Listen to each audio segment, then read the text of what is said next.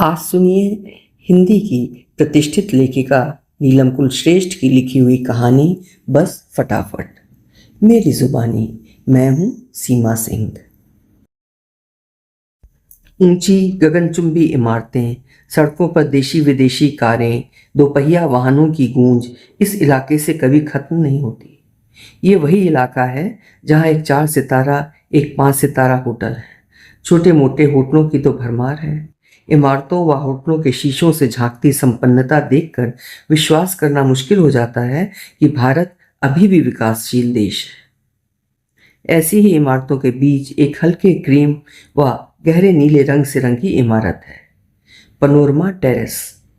उसकी 5वीं मंजिल पर लगा सुनहरे रंग के अक्षरों से लिखा बोर्ड दूर से ही नजर आता है, बिज एड। जितने भड़कीले अक्षर हैं उतना ही चमचमाता दफ्तर है। या उसके ऐसा होने का खूब शोर मचाया जा रहा है। समाचार पत्रों में, स्थानीय दूरदर्शन के विज्ञापनों में, उसके बेहद आकर्षक परिपत्रों से। परिपत्र भी क्या है, अगर नजर पड़ जाए तो हटे ही नहीं। कोई उन्हें पढ़े बिना न रह सके। क्या भाषा है। क्या आप एक ही समय में 2 जगह हो सकते हैं? नहीं ना। लेकिन बिज एड आपको एक ही साथ प्रतिदिन 15 लाख लोगों की भीड़ में प्रस्तुत करेगा। क्या कहा? असंभव। लेकिन बिज एड्स असंभव को संभव कर देगा। भला कौन व्यवसायी इस लटपटी भाषा के लपेटे में ना आएगा? ये किया कैसे जाएगा? बिज एड एक बहुत बृहद व्यवसाय संबंधी सूचना निर्देशिका प्रकाशित करेगा, जिसमें पूरे प्रदेश को 4 क्षेत्रों में बांटा जाएगा। पूरे प्रदेश को कुछ ऐसे प्रदर्शित किया जाएगा कि दूसरे प्रदेश वाले भी 15 लाख लोगों की भीड़ में आपको ढूंढ निकालेंगे। हर तरह का व्यवसाय, हर तरह का उद्योग, हर तरह की सेवा व जानकारियां एक ही जगह उपलब्ध हैं। आपका परिचय इस निर्देशिका में कुछ इस तरह दिया जाएगा कि लोगों की नज़र में आपके व्यवसाय की अच्छी छवि बन जाएगी। बाजार में आपको नाम व प्रतिष्ठा मिलेगी। इसके अलावा बहुत कुछ है बिज एड में आपके लिए। हर विज्ञापनकर्ता को एक अपने ही व्यवसाय से संबंधित लोगों की कंप्यूटर फ्लॉपी मुफ्त दी जाएगी। कंप्यूटर का बटन दबाते ही आपके सामने ऐसे आंकड़े उभर आएंगे जो आपको व्यवसाय में अधिकतम फायदा करवाएंगे। इसके अलावा तुर्रा ये कि ये निर्देशिका बिल्कुल मुफ्त बांटी जाएगी हर एक टेलीफोन मालिक को, कंपनियों में, हवाई अड्डों व रेलवे स्टेशनों पर। सुनहरे बोर्ड वाले बिज एड में प्रिशा नौकरी करती है। नौकरी क्या करती थी, बीए के दूसरे साल की परीक्षा देकर बैठी ही थी कि अखबार में निकले विज्ञापन पर नजर पड़ी और झटपट दौड़ ली। वैसे भी इस फटाफट भागने वाली पीढ़ी को कहाँ चैन कि छुट्टियों की लंबी दोपहरियां उबासियां लेते लेते काटे। बस ऐसे ही फटाफट वो पनोरमा टेरेस में घूमती फिरती थी।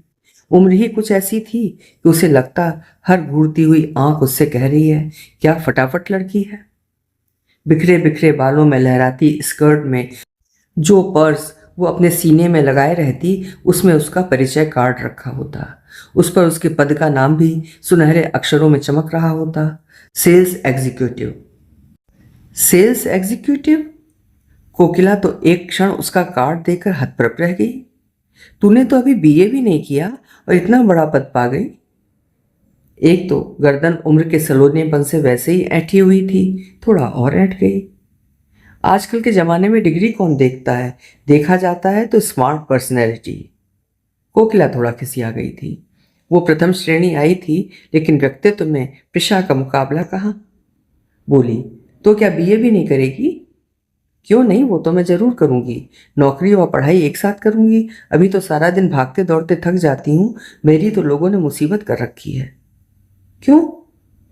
मैं जहाँ किसी होटल या कंपनी में बिज एड के विज्ञापन मांगने जाती हूँ, लोग मेरी बातचीत और चुस्ती फुर्ती देखकर स्वयं ही कहने लगते हैं कि उनके यहाँ नौकरी करो।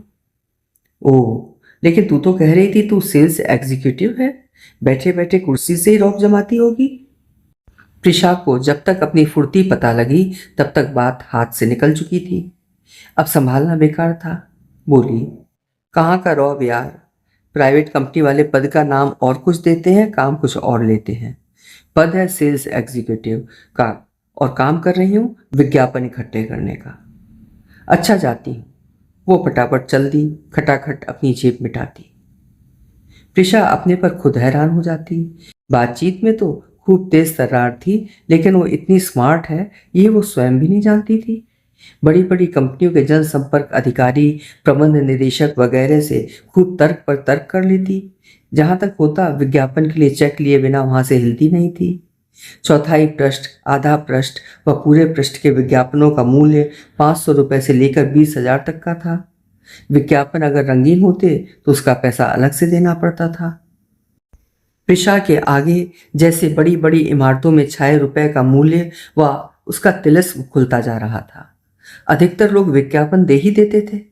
जितना एक मध्यम वर्गीय परिवार वर्ष भर में पैसा बचा पाता है, उतना तो वो एक हस्ताक्षर करके दूसरों की झोली में डाल देते। पहले बिज एड के मालिक चंद्रकांत 4-5 लड़के लड़कियों का दल बनाकर उनका क्षेत्र निश्चित करते। फिर उन क्षेत्रों में स्थित कंपनियों की सूची दी जाती जहां उन्हें उस दिन जाना होता था। हर लड़के लड़की को हर दल में काम करने का मौका मिलता था। 4-5 लड़के लड़कियों का ये दल अपने क्षेत्र में जाकर अपने अपने वाहनों पर अलग अलग दिशा में निकल पड़ता। दोपहर में वे किसी रेस्तरां में घुसकर कुछ खा पी लेते, फिर चल देते विज्ञापन इकट्ठे करने। जो विज्ञापन न देने का बहाना बनाते उनके सामने प्रिशा अड़ जाती। एक बार एक कंपनी के मालिक से वो भिड़ गई थी। उन्होंने इतना भर कहा था, हमारा व्यवसाय वैसे ही फैल गया है और नए संबंध बनाने की हमें क्या जरूरत है। आज हर व्यवसायी को नए संबंध बनाने की जरूरत है, वो आत्मविश्वास के साथ बोली। आप हमारा दफ्तर देख ही रही हैं, लोग स्वयं ही हमारे पास चले आते हैं। सर आप भी क्या बात करते हैं, टाटा बिरला को आज कौन नहीं जानता, लेकिन वे भी विज्ञापन देते हैं। आपका व्यवसाय उनसे तो बड़ा नहीं हो गया। लेकिन मैं इतना महत्वाकांक्षी नहीं हूं। अगर आप व्यवसाय में हैं तो आपको ऐसा होना होगा। कोई जरूरी है? बिल्कुल जरूरी है। प्रिशा के आत्मविश्वास व बातों से वह ऐसे बेबस हो गए कि 2,000 का चेक दे दिया। 15-20 दिनों से अपनी मोपेड का पेट्रोल का बिल देखकर प्रिशा का नशा थोड़ा उतरने लगा था। घर में पिताजी अलग चिड़चिड़ाते रहते थे, कितना पेट्रोल फूंके दे रही है, अपने मालिकों से पेट्रोल का खर्च तो पहले ही मांग लिया होता। एक दिन वो भी सीधे धड़धड़ाती चंद्रकांत के केबिन में पहुंच गई। सर मेरे पेट्रोल का बिल दे दीजिए। मैंने तो आपसे पहले ही कहा था आपकी तनख्वाह व पेट्रोल का बिल 1 महीना पूरे होने पर दूंगा। फिर मैं आज ही नौकरी छोड़ती हूँ। वो किसी बच्चे की तरह रूठने लगी। चंद्रकांत हड़बड़ाकर अपनी सीट पर से उठ गए। अरे आप नौकरी मत छोड़ना, मैंने जितने भी लड़के लड़कियां नौकरी पर रखे हैं उनमें सबसे अधिक विज्ञापन तो आप ही ला कर देती हैं। आप नौकरी छोड़ गई तो मैं कैसे कंपनी चलाऊंगा, बाजार में किस तरह रेपो बनाते हैं, इस बात का आप में नेचुरल टैलेंट है। आपका इस फील्ड में फ्यूचर बहुत ब्राइट है, बिल्कुल सुनहरा। सर बिज एड के बोर्ड जैसा? नहीं वो तो बहुत छोटा है, आप तो एकदम आसमान चूमेंगी। इतनी तारीफ से उसक जा गई, बोली फिर पेट्रोल के पैसे मिल जाते तो अच्छा था। मैं आपसे वादा करता हूं कि पेट्रोल के दाम और तनख्वाह पहली तारीख को दूंगा और पहले ही महीने में 500 रुपया तनख्वाह आपको बढ़ा कर दूंगा। जो विज्ञापन आप लाती हैं उन पर कमीशन अलग से मिलेगी। जी अच्छा। इतने सारे एहसानों में दबकर वो प्रतिरोध नहीं कर पाई, बस फिर जी जान से जुट गई थी, मोपेड दौड़ाती सुनहरे भविष्य की ओर। सुबह 8 बजे घर से निकलती तो कुछ खाते ना बनता। दोपहर का भोजन भी ऐसा ही वैसा होता था। शाम को जब घर थकी मांदी लौटती तो सीधे बिस्तर पर पड़ जाती। माँ उसकी सूरत देखकर उदास हो जाती, कभी गुस्सा करती, तुझे घर में खाने को नहीं मिल रहा था जो मोपेड लेकर भागती फिर रही है? न खाने का ठिकाना रहता है, न पीने का। पीने का तो है, एक कोल्ड ड्रिंक तो दिन में पी ही लेती हूँ, वो उन्हें चिढ़ाती। अपने चेहरे का रंग तो देख, काला पड़ गया है, तुझसे कौन शादी करेगा? जब बिज एड की सेल्स डायरेक्टर बन जाऊंगी तब देखना, 10 लड़के हाथ जोड़े मेरे आगे पीछे घूमेंगे। प्रेशा इतना ऊंचा मत उड़। अच्छा तुम कहती हो तो नहीं उड़ती, सो जाती हूँ। वो वाकई शाम को 7 बजे गहरी नींद में सो जाती। फिर 9 बजे उसे उठाकर खाना खिलाने का घर में शोर मचना आरंभ हो जाता। कभी उसे माँ जगाती, कभी बीजू खींचतान करता। जब पिताजी चीख कर उसे उठाते तो वो एकदम से आंखें मलती उठकर बैठ जाती। आधी नींद में क्या खाया क्या नहीं उसे पता न रहता। कभी कभी तो खाना खाकर वापस आकर सो जाती या कभी टहलने चली जाती। एक दिन उसे पहली बार एक बड़े होटल में जाने का मौका मिला। लौट कर आई तो बेहद खुश थी। पैर थे कि जमीन पर नहीं पड़ रहे थे। खुशी से पोर पोर लहक रहा था। उसने जल्दी जल्दी हाथ मुंह धोकर शीशे के सामने खड़े होकर तौलिए से मुंह पोंछा। अपना साफ धुला चेहरा देखकर मुस्कुरा दी कि क्या सचमुच वो इतनी आकर्षक है। खुशी थी कि संभाले नहीं संभल रही थी। सोचा माँ को क्या बताए, डांटने लगेंगी, कहीं नौकरी ना छुड़ा दें। वो तुरंत चाय पीकर पड़ोस की हिमा भाभी के पास चल दी। इधर उधर की बातें करने के बाद उसने धड़कते दिल से कहा, भाभी पता है आज क्या हुआ? क्या? मैं एक 5 स्टार होटल में गई थी। इतने बड़े होटल में तू अकेली चली गई? तुझे डर नहीं लगा? उनकी आंखें आश्चर्य से फैल गईं। थोड़ी झिझक तो हो रही थी लेकिन हिम्मत करके घुस ही गई। सीधे होटल के मैनेजर से मिली। कहते हुए उसने बड़ी अदा से बाल झटक दिए। सच? हाँ। उन्होंने बहुत सम्मान से मुझे बिठाया, फिर कॉफी पिलाई व आधा घंटे बातें करते रहे। उन्होंने इतना समय दिया? हाँ, इतना समय तो हमें अपनी बात समझाने में हर कंपनी में लग ही जाता है, लेकिन होटल के मैनेजर इतना समय देंगे ये मैंने सोचा नहीं था। क्यों, कुछ खास बात हुई जो इतनी खुश नजर आ रही है? प्रिशा का दिल बड़ी जोर से धक धक करने लगा। वो बोली, विज्ञापन देने के लिए 10 मिनट में तैयार हो गए। उन्होंने तुरंत चेक काट कर दे दिया। फिर मेरे बारे में, मेरे घर वालों के बारे में पूछते रहे। उन्होंने कहा, तुम इतनी छोटी उम्र में भी बहुत स्मार्ट हो। जब मैं चलने लगी तो कहने लगे कि उन्हीं के होटल में मैं रिसेप्शनिस्ट की नौकरी कर लूं। फिर मुस्कुराकर ये भी कहा कि मैं बहुत अट्रैक्टिव हूं। कहते कहते उसने शर्मा कर दोनों हाथों से मुंह छिपा लिया। भाभी उनकी बात सुनकर थोड़ा गंभीर व चिंतातुर हो गई। देख, बड़े लोग लड़कियों के मामले में पूरे बाज होते हैं, बाज। तू संभल कर रहना, तेरी उम्र ही कुछ ऐसी है। इस उम्र में हर लड़की अपने को हूर परी समझती है। सामने वाला उसे चारा डालने के चक्कर में रहता है। तो क्या मैं खूबसूरत नहीं हूं? वो छटपटा कर उठने लगी। अरे बैठ तो सही। उन्होंने प्रिशा की बाह पकड़कर सोफे पर उठा लिया। आकर्षक तो तू है, लेकिन बड़ी बड़ी कंपनियों में तू जाती है, किसी रईस के चंगुल में न फंस जाए इसलिए समझा रही। इतनी बुद्धू नहीं हूं कि कोई मुझे फंसा सके। वो बड़े बोझिल कदमों से लौटी थी। सारी रात कुड़ती रही थी कि क्या वो आकर्षक नहीं है। मैनेजर की आंखों व चेहरे से लग रहा था कि वो सच में प्रभावित होकर कह रहा था। बस हेमा भाभी ने उसका मूड का कबाड़ा करके रख दिया। वो तो किसी की तारीफ सुन ही नहीं सकती। अनेक कंपनियों के लोगों ने घुमा फिरा कर उसकी तारीफ ही की थी, किंतु इन्होंने तो आज सीधे ही कह दिया। उस रात उसे मुश्किल से नींद आई थी। प्रिशा अक्सर चंद्रकांत से पूछती, सर लोग मुझे पूछते हैं कि डायरेक्टरी कब तक तैयार होगी। तुम सीधे ही कह दिया करो कि 3 महीने में पूरी हो जाएगी। 2 महीने विज्ञापन इकट्ठा करने में लगेंगे, 1 महीने में प्रकाशन का काम पूरा हो जाएगा। कंप्यूटर से आजकल क्या कुछ फटाफट नहीं हो सकता। बस उसे फटाफट वाले लोग ही अच्छे लगते थे। चंद्रकांत स्वयं भी कुछ कंपनियों में उसे ले गए थे। क्या फर्राटे की अंग्रेजी बोलते थे। सब मंत्रमुग्ध होकर उन्हें देखते ही रह जाते। कुछ लड़कियां तो यहाँ के भागदौड़ से घबराकर नौकरी ही छोड़ गई थीं। लेकिन प्रिशा चंद्रकांत के उत्साहित करने पर 2 गुने जोश से काम में लग जाती। महीने का अंत होते ही उन्होंने वाकई पहली तारीख को उसका पूरा पैसा दे दिया, 500 रुपये बढ़ाकर। अपनी कमाई का सुख क्या होता है ये अपनी हथेली में दबे करारे नोटों की छुअन से प्रिशा को पता लगा। 2 दिन में उसने काफी रुपया खर्च कर डाला। पिताजी व बिजू की कमीजें, माँ की साड़ी और बाकी रुपयों की अपनी पोशाकें खरीद डाली। उसके अपने अनुभव ने सिखाया था कि अच्छी पोशाकें पहनकर बड़ी कंपनियों में जाने से कुछ और ही प्रभाव पड़ता है। माँ चिल्लाती रह गई थी, कुछ तो पैसा बचा कर रखती, बाद में काम आता। बाद में किसने देखा है, वैसे 300 रुपये बचा कर रखे हैं। वो तो इस महीने पेट्रोल में खत्म हो जाएंगे, कपड़ों की जगह अंगूठी या टॉप्स ले लेती। ओ मम्मी, तुम भी क्या बात करती हो। लोग आजकल सोना नहीं फैशनेबल कपड़े देखते हैं। अब तो वो पूरी तरह अपने काम में मशगूल हो गई थी। उसने कलात्मक तबीयत वैसे ही पाई थी। जब भी दोपहर में थोड़ा समय मिला, चंद्रकांत के केबिन में निर्देशिका की तैयारी में उसकी मदद करती रहती। बड़ी अनजानी खुशी मिलती दिल को कि वो जो काम कर रही है उससे पूरा शहर प्रभावित होगा, पूरे शहर पर उसका काम छा जाएगा। इस शहर की बड़ी निर्देशिका में उसके भी पसीने की कुछ बूंदें होंगी। एक दिन वो वाकई थक गई थी। दफ्तर लौटकर वो कुर्सी पर पस्त होकर बैठ गई और बोली, सर मैं अभी नौकरी छोड़ दूंगी, अब काम नहीं होता, बहुत थक जाती हूँ। चंद्रकांत अपनी आदत के अनुसार चौंक कर खड़े हो गए थे। हड़बड़ा कर अपने दोनों हाथ हिलाकर कहने लगे, ऐसा गजब मत करना, अब तुम मेरा दाहिना हाथ बन चुकी हो। अगर नौकरी छोड़ोगी तो मेरा काम भी बिगड़ेगा, अपना सुनहरा भविष्य भी खराब कर लोगी।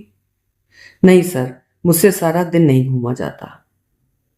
पहले बाजार में घूमकर अनुभव तो प्राप्त कर लो, फिर मैं तुम्हें असिस्टेंट मैनेजर बनाकर दफ्तर का काम ही सौंप दूंगा। अभी तो मैं अपने इस नए दफ्तर की देखरेख में ही व्यस्त हूं। चंद्रकांत की दयनीय सूरत देखकर वो पसीज गई थी। डायरेक्टरी का अच्छा प्रारूप तैयार होता जा रहा था। वैसे भी इस प्रदेश में पैसा बरसता है, समेटने वाले हाथों में बल होना चाहिए। अब तक अपने पास कितना रुपया इकट्ठा हुआ है? प्रिशा ने पूछा। अभी ठीक से हिसाब नहीं किया, अगले महीने में सब मिलकर देखेंगे ये कितना रुपया इकट्ठा हुआ। क्या आप इतना रुपया इकट्ठा कर पाएंगे कि अपने खर्चे निकालने के बाद भी जगह जगह निर्देशिका मुफ्त में बांट सकें? पहले तो मैं भी सशंकित था, लेकिन जिस दफ्तर में तुम जैसी उत्साही काम करने वाले हों, वो अपना लक्ष्य कैसे नहीं प्राप्त करेगा? फिर मैं एमकॉम में पूरे विश्वविद्यालय में प्रथम आया था, मेरी गणना गलत नहीं हो सकती। सर, लोग आपके बारे में, आपके दफ्तर के बारे में बहुत पूछताछ करते हैं। उनकी पूछताछ जायज है। इस तरह का प्रयोग इस शहर में पहली बार हो रहा है, वरना बंबई, दिल्ली, कलकत्ता में तो व्यापारियों की सुविधा के लिए ऐसी निर्देशिका निकाली ही जाती है। वो खुशी से भर उठती कि अपने शहर में होने वाले प्रथम प्रयोग में वो शामिल है। उसके करियर की शुरुआत ऐसे इलाके से हो रही है जहाँ की इमारतें आसमान को छूती हैं, जिनके बड़े बड़े गलियारों में नर्म गलीचे बिछे होते हैं। 2 महीने पूरे होने में अभी 4 दिन बाकी थे, लेकिन विज्ञापन इकट्ठा करने का काम पूरा हो गया। चंद्रकांत के चेहरे की चमक बढ़ गई। आप लोगों ने तो काम बहुत फुर्ती से पूरा कर दिया। सारे लड़के लड़कियों ने उन्हें घेर लिया। सर, इसी खुशी में एक पार्टी हो जाए। चलो, कल दोपहर का खाना बिज एड आपको हॉलीडे इन में खिलाएगा। कल तो इतवार है। अरे हाँ, मैं तो भूल ही गया था। सोमवार को छुट्टी है, तो मंगल को दोपहर का खाना मेरी तरफ से। हम सब इसी खुशी को सेलिब्रेट करेंगे। Hip hip hurray. वे सभी तो सोच रहे थे कि चंद्रकांत चाय के साथ समोसे मंगाकर एक छोटी सी पार्टी देकर टाल देंगे, लेकिन यहाँ तो 5 स्टार होटल में खाने की बात तय हो गई थी। एक और खुशी की बात, आपको आपकी तनख्वाह के साथ एक उपहार भी दिया जाएगा। मिस्टर चंद्रकांत जिंदाबाद जिंदाबाद। सभी बहुत खुश थे। उनमें से आधे से ज़्यादा तो ऐसे थे जो गर्मी की छुट्टियों का समय काटने के लिए नौकरी कर रहे थे। वे अब गंभीरता से सोचने लगे थे कि इसी कंपनी में स्थायी नौकरी की जाए। कम से कम प्रीशा तो दृढ़ इरादा कर चुकी थी कि माँ आप कितना चिल्लाएं डांटें, वो नौकरी छोड़ने वाली नहीं। वैसे भी ढेर सी डिग्रियां लेने के बाद क्या नौकरी मिलती है? घर में रहो तो मम्मी बोरिंग काम में लगाए रखती हैं।